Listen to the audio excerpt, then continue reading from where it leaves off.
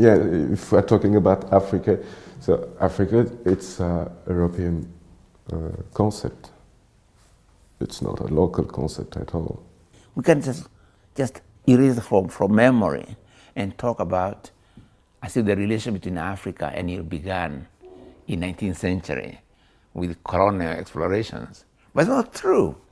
In as early as 16th century, there were African bodies being shipped from the continent to the New World, right? So the very beginnings of capitalist modernity is rooted actually in African people's bodies and so on. Growing up in Nairobi in the 70s and 80s is that we were watching the same TV shows and a lot of the same films that kids in the West are watching. Middle-class kids were experiencing a lot of the same things as kids in the West. And the thing that it took a while to understand is a lot of these films had nothing to do with us. There's there's virtually no representation of us young African urban kids in any of these films. A lot of them were predominantly white actors.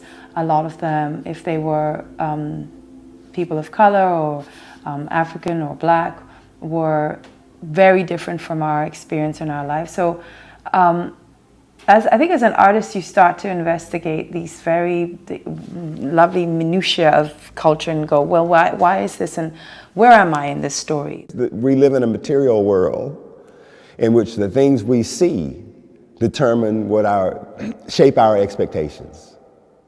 And that's the thing. So in the art world, if I go back to that model, if I keep going to the museum and only seeing white bodies in pictures when I go to the museum, then I don't expect to see black bodies in the museum, because then I don't think they belong there.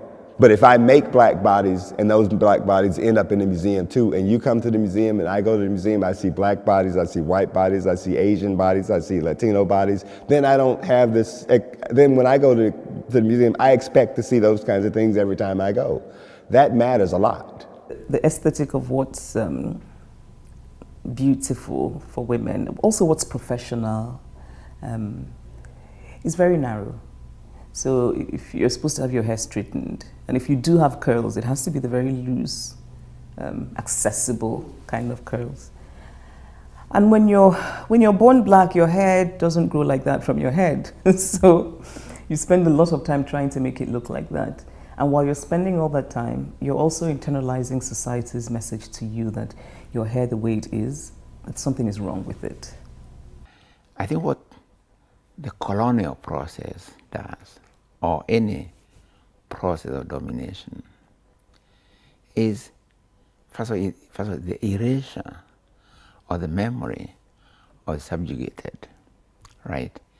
You literally erase the memory of who they are, their memories of the past, the memory of their being, as a people. So after erasing that memory, you plant another memory, the memory of the colonizer, or the memory of the one who's dominating.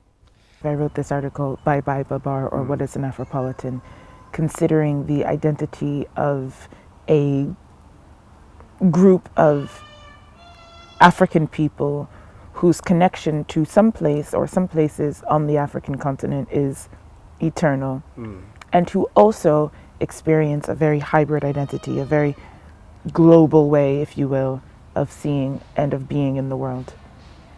I wrote this essay because I myself felt shut out from various identities, American, British, Ghanaian, Nigerian. No one ever seemed to be satisfied by my claims of being one or the other, or a combination of the four. And so I thought to myself, well, there must be some alternative that I'm missing. And Afropolitan was my way of conceiving of that alternative. In a world in which the notion of equality is supposed to be the dominant model and that everybody's supposed to have equal access to an equal capacity, we don't still see a world that has that kind of equality yet, and that everybody is represented at the table or represented in the museum. We don't see a world that's like that yet. I, Taye, as I exist today, I go to Ghana all the time. I go to Nigeria less frequently because it's a bit crazy, but I go. I will travel across the continent for this project, and I will do it as I am now. There's no going back. There's only going forward.